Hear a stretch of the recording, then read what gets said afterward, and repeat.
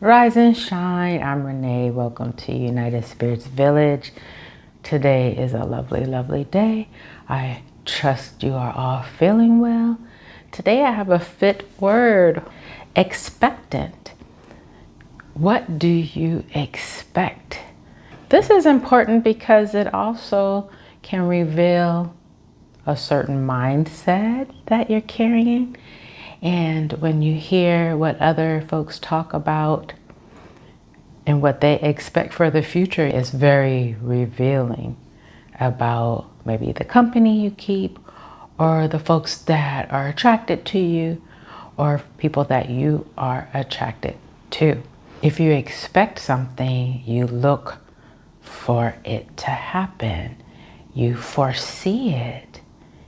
You embrace for it, or you are excited for it to come into existence. So sometimes I have expected the worst, or I've been in limbo and expect a bunch of things, or I try to figure out or analyze all the different outcomes.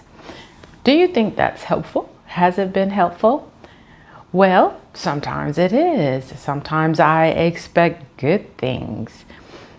Maybe I know some money's coming. My paycheck, I can expect my paycheck twice a month, and that's a good thing. I can expect to hear from certain people at a certain time. I can expect to do a certain thing on a certain day. And this is just a little word. I want you to look into your own mind, your own heart, and see what you're thinking about the future. And looking too much into the future can cause anxiety. How many of you can relate to that?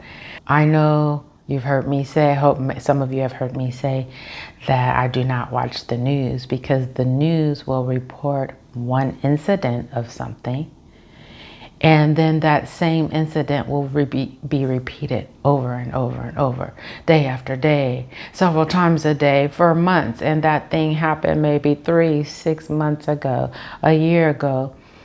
And it can invoke a sense of fear or anxiety that it's still happening, or it will happen again. And oftentimes that thing happened that one time, and maybe it was not that great. It could have been devastating for the people involved. It could have shaken you or me to our core and caused emotions to arise. That is very human. That's very normal.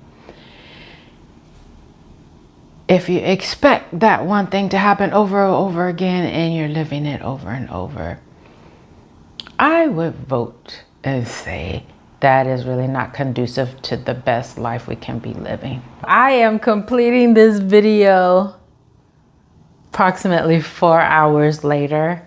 I was not expecting 4 phone calls in a row, but it was delightful. Each person came at the exact perfect times. But in terms of expectant, foreseeing a certain thing to happen or a certain outcome, these outcomes can be positive or negative or neutral. Today is the first day of Black History Month.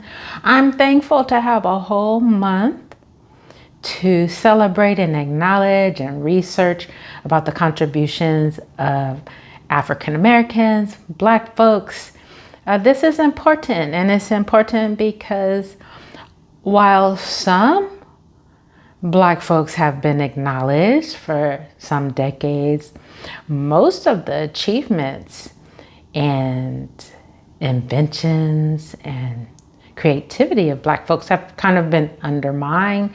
And so it's just great to have this month. And it doesn't take away from any other cultures or religion or races, nationalities. It's just a time for us to celebrate the accomplishments of Black folks. So anyway, going back to expectant, I am always eager to start the day. Some days I feel pain in my joints or back, or I might even feel stressed out or depressed, right? So I just want to say I'm not perfect. I don't believe in just overlooking life's challenges. And challenges are ways that we grow. If we're mindful, we want to keep a flexible mindset and improve the way we see things. When challenges arise, I definitely like to find my way out of it creatively, using the world's gifts as my inspiration. So I start the day no matter what, with no alarm. I'm just excited to start the day, even if I have a challenge. And most days I don't have challenges. I'm grateful for that. I expect to follow, my sacred routine, giving thanks for life, moving my body. My body is this vessel through which I navigate the world. I'm grateful for it. I release anything that I may have carried over from the next day to begin anew. So in terms of being expectant, I encourage all of you to expect the most and the best for yourself and for your life. And know that you are empowered to create the day you wish, to create the life. And if there's something in the world that is not aligned or has gone awry, I expect that we all, those of us who are prayer warriors, we pray for that thing to work its way out with the least harm. I expect that every day I am alive, I have a chance to pray or do and be and enjoy and be grateful. So I love to hear what you are expectant for. What is exciting to you? Do you tend to expect some negative things to happen? Is that your mindset?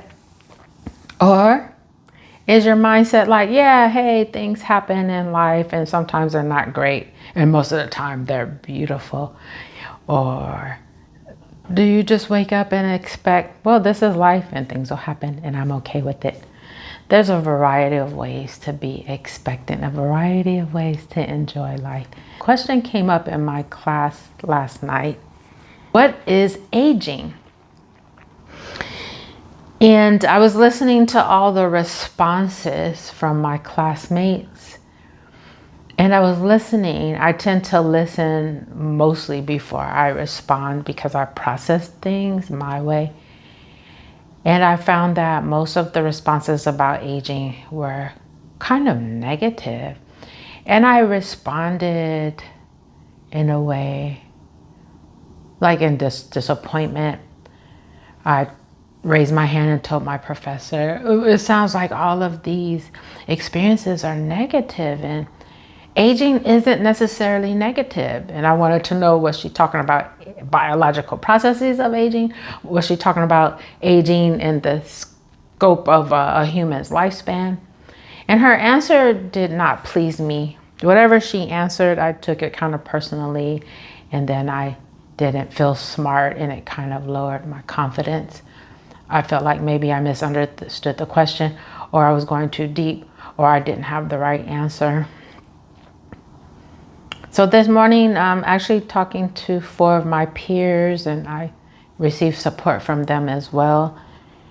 And I've come to realize, like, aging is a state of mind. Although our body will change and transition, and functions change and transition and look different, our bodies may feel one way when it used to feel another way. All of these things happen, but still how we receive it and respond to it is all aging. And one thing I think I should have said last night was like, there's a spiritual component to aging. Is there? Actually, is there aging in the spiritual realm? Probably not.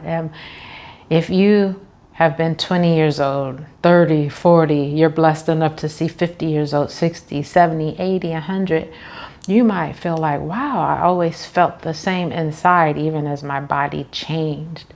And I tend to feel like I'm the same person. I'm ageless, even though my body is doing different things. So maybe that's what I was feeling in my class. I feel a little sad because all of the responses were negative about what aging is. So I just challenge all of you to look at the beauty of living longer and achieving wisdom, finding true freedom, and enjoying life in all its ups and downs, light and dark moments, or light and shadow moments, as Christina said.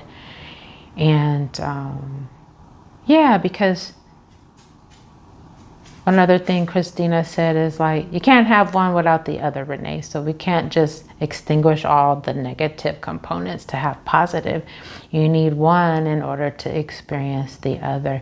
You need darkness in order to realize the light. And you definitely need just a speck of light to realize like darkness is there, but it isn't all. So, well, that's it for now. I love you. I'm going to get back to reading the 1,000 research articles I need to read, and it's only the first week of class. Be well, enjoy life, and if you come across a challenge that seems too tough, feel free to contact me. Feel free to email me.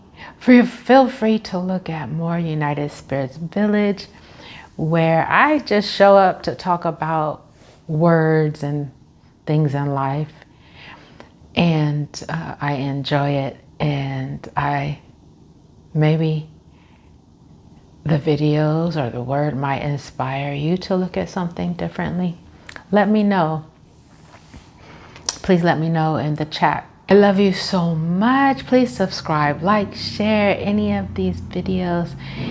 And if you'd like to see more of a particular type of video, like I've dibbled and dabbled in a few different types. Like I've done some vegetarian cooking, but I also eat meat. I can do some cooking videos, making meat, meat dishes, more veggie dishes. If you'd like me to talk about a certain fit word, or you'd like to come do a video with me, you have ideas how to make this channel better, you'd like to see more of my antics with Bella, let me know. And if you don't like a particular aspect of this channel, I'd like to hear that too. Well, that's it for now. I love you. Enjoy this wonderful day, and thank you for your support.